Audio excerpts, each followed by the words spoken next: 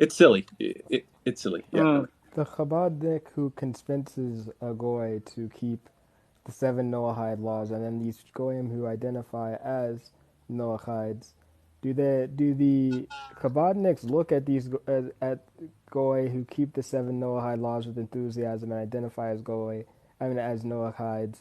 Do they look at them as like having been duped, or do they look at them as conquests, or they look at them as well, how do they look at that? Or they just think, or do they is the Kabadnik himself also naive about Correct. the? He's also naive.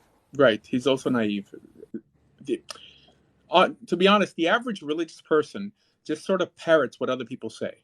They rarely ever look at source material. And if for some reason, if I show them in the Talmud where my ideas hold water, well, they'll be like, oh, well, that's not how my rabbi taught me. And are you saying you know more than my rabbi? And they go to this, I mean, silly game because they'll think like, well, if the Lubavitcher Rebbe saw it this way, who is this convert now telling me that I'm understanding it wrong? There's a lot of cowardness in the religious world. It's for the same reason that people pack, I don't know, Starbuckses and all this stuff because they ultimately don't want to be alone. And this is why people join religions, not because they're necessarily searching for truth. They just want to be liked and accepted and surrounded by a lot of people.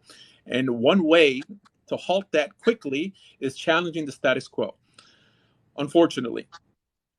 So yeah, but I've challenged many Chabad rabbis. I've debated many. Like if you go, like just type in Asher Meza, I don't know, Chabad or debates. I've debated over 170 people, not just on this topic, but like many rabbis that mainly on this topic, and they always end up agreeing. Yes, that's what the halacha says, or that's what the source material says, but our rabbis know better. And like, are you against Das Torah and all these invented notions that didn't appear in the Talmud that get you to check your brains at the door? So, anyways, not to mention that it builds resentment, right? When you start telling people this standard is for me and that standard is for you, right? And of course, our standard has 613 laws and your standard barely has seven.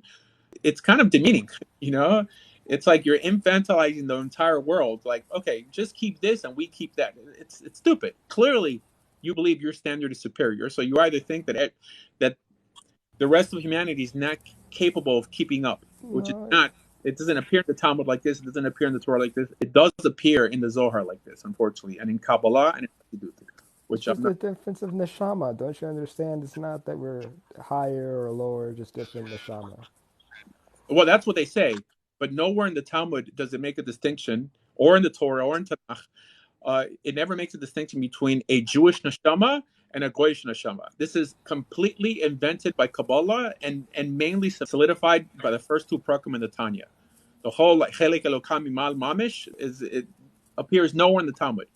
The idea that a Jew has a special soul and Gentiles are inherently garbage, that's Hasidut at its core.